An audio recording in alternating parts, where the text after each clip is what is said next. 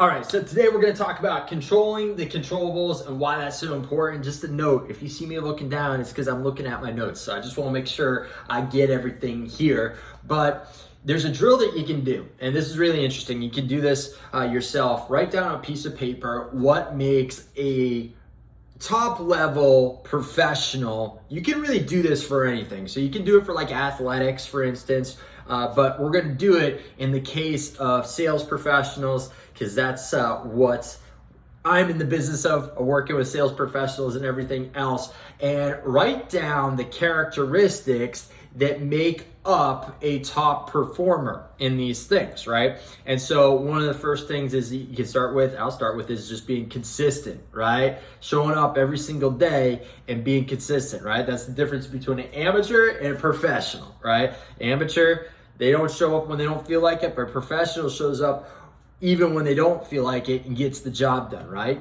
And you can really just go through and do this, right? And write out all those skills, right? So some of these things that will come up, they're competitive, they're positive, they're focused, they're accountable, they're coachable, they're creative. There's all kinds of skills like that. And then you'll have what they also call like a moral skill, right? So, it's going to be loyal, appreciative, respectful, humble, empathetic. These are the things that make up winners, right? And if you do this with athletics, it'll be pretty similar. Yeah, you're going to have some things where they have some natural talents as well. Obviously, maybe they're fast, maybe they're strong, explosive, whatever it is, depending on the sport. But you're also going to have the majority of the things that show up there are going to be the other things, right? And it's going to be competitive, works hard, coachable, these types of things, like a good teammate, right? Listens, right? Supportive. These types of things are going to come up over and over again. And the thing with that is, these are all mental things, right? These are all mental things. And a lot of people are like, well, why do you talk about the mental stuff so much? That's why, right? The things that really make up a winner are all these mental skills. And these are, I call them skills because these are things that you can control, right? These are all things you control. All those things I talked about, you can influence. You can decide to have those things, right? One of my favorite guys out there is a guy named Cyborg Abreu. All right, really good Brazilian jiu-jitsu, I guess we could say player, competitor, whatever you want to say. The guy's won Dubai and everything else. And I used to go to his jiu-jitsu school before I hurt my neck, unfortunately. And he said, listen, I wasn't born the cyborg. I decided to become the cyborg, right? That was the nickname that people gave him, right? And it was doing all those things that he could control. And we talk about controlling the controllables, right?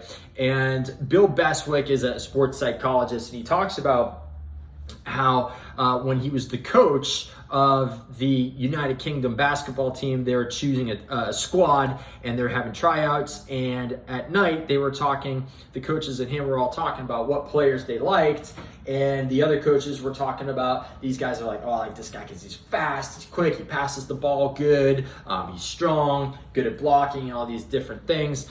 And then there was one player that Bill liked, and this guy, he's like, and he was a guy that flew under the radar of everybody else. No one else was talking about him. He's low on the depth chart for skills, but he's like, listen, this guy comes prepared. He's well dressed, right? He's put together, right?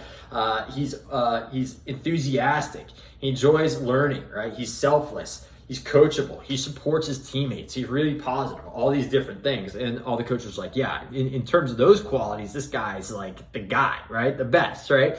And so what they started doing is they were looking at those two things when evaluating players, right? It was like the physical things they were doing, but also the mental aspect, right? And what they did is they had actually ended up choosing this player, and he actually became a critical role on this team and really was a big part of helping them get wins because he brought those things to the game, and because he had those skills too, he was able to get better with his talents and being and really going out there and executing as well, right? So these are all the things, and I can just tell you as well, when I've led sales teams, there's been 2 times where I had a top producer where it was the guy that was the best by a long shot, and they were just a disaster to deal with though, okay? They were just creating drama.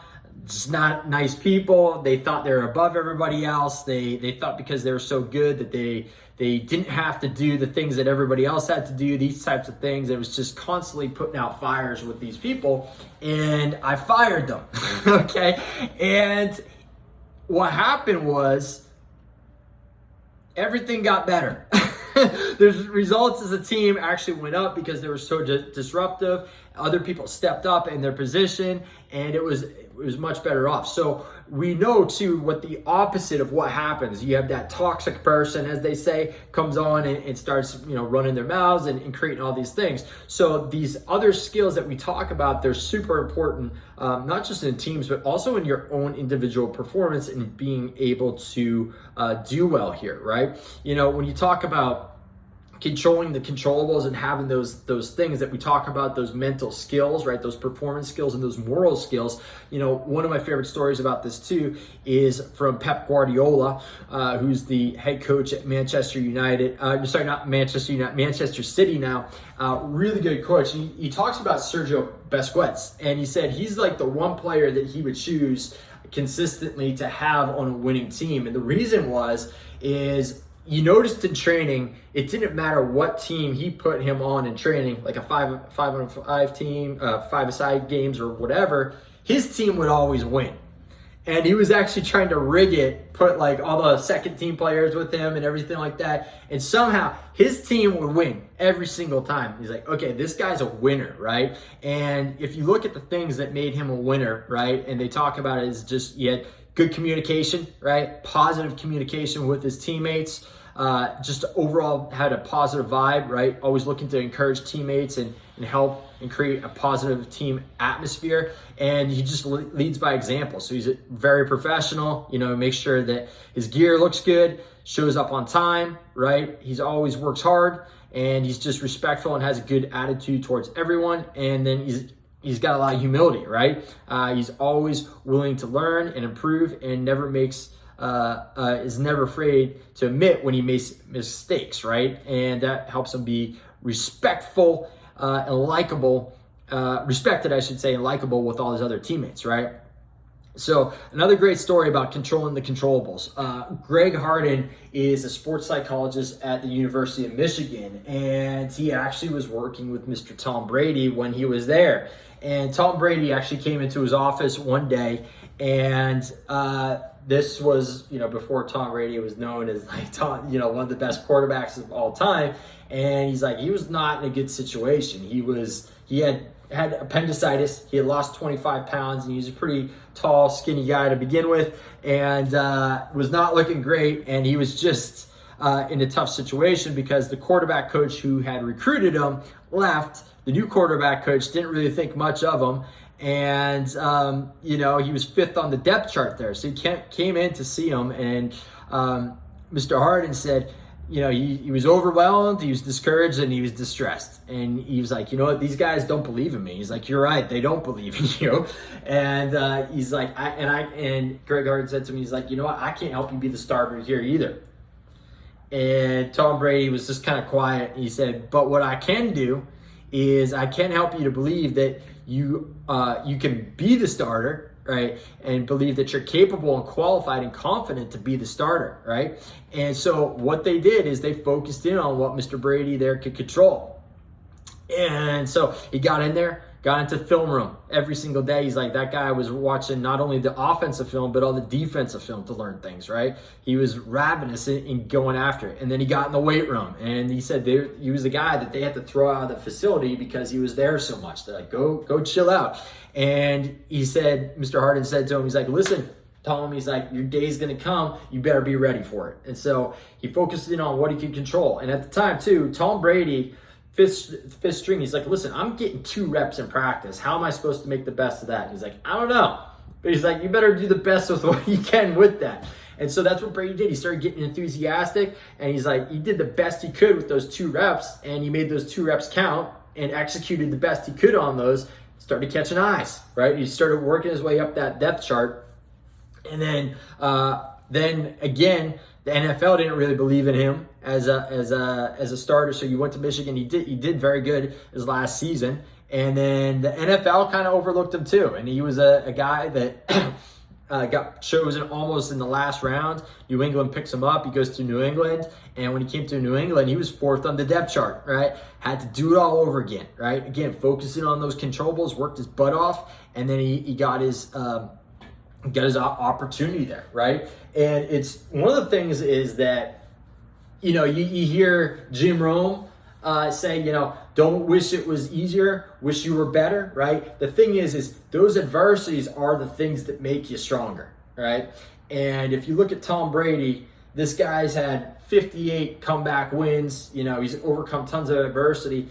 And I'd be willing to bet if he didn't go through these hard times, he would have had that mental determination and grit to do that, right? So those hard times are what made him. And if you look at any champion, you look at entrepreneurs, you look at salespeople, it's the same thing. They just didn't give up. They just kept going and figuring out how they could get better from the setbacks, right? So let's just talk about the studies to back this up. So a 2014 study published in the Journal of Psychology and Science found that people who focus on what they can control are more likely to achieve their goals, right? The study found that people who were given instructions to focus on what they can control were more likely to persist in the face of challenges and were more likely to achieve their goals than people who were not given these instructions. A 2015 study published in the Journal of Personal and Social Psychology Bulletin found that people who focused on what they can control are less likely to experience stress and anxiety. The study found that people who were instructed to focus on what they can control when faced with stressful situations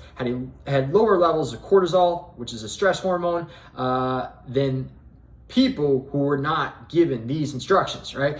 A 2016 study published in the Journal of Happiness Studies found that people who focus on what they can control are more likely to be happy and satisfied with their lives, right? The study found that people who had a greater sense of control of their lives were happier and more satisfied with their lives than people who had lesser sense of control over their lives, right? One of my favorite quotes from Dr. Joe Dispenza, he's got some great books out there too, is like, listen, you don't have to believe in everything that you think, right? Because we can have negative thoughts. Tom Brady was having negative thoughts, right? In where he could go, but he decided to focus in on what he can control. And ultimately, you can control what you choose to believe with your thoughts, and you can control your thoughts. You can turn those negative thoughts around, right? And put them in a positive direction, right? So here is the deal. All right, I'm going to give you 3 actionable steps to help you out here, right? So how do you put this into action, right? So write down what are the key factors for the success that you're going after, right? Or your main goal. Write down what are those key factors, okay? And those are the things that we were talking about, right? Those things like determination, hard work, whatever it may be. Write down those key factors. And then write down what are the things that you can and can't control, okay? You can control working hard, right? You can control getting better at certain skills, all right? Write those things down, right? What it is that you can control, and write down what you can't control, okay? There's gonna be things that you can't control. In sales, you can do everything right, not get a sale. And it doesn't mean you did a bad job, right? Maybe the budget's not there. I remember I had a big sale, and the guy's like, yep, I'm absolutely doing this, let's do it.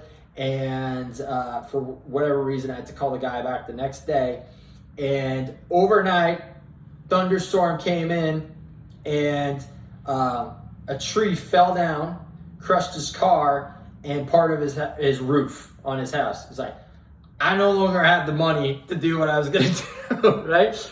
Couldn't control that. Could not control that, did not get that sale. These things happen, right? So it's, again, focusing in on the controllables, right? And then if you fail because of the uncontrollables, you have to accept it. You gotta move on, right? You gotta accept it. You gotta move on. You gotta have faith that, hey, these things are happening for me, not to me, right? That's a whole other speech we can go on. So anyway, I hope that helps, and we'll see you guys on the next one. Bye-bye.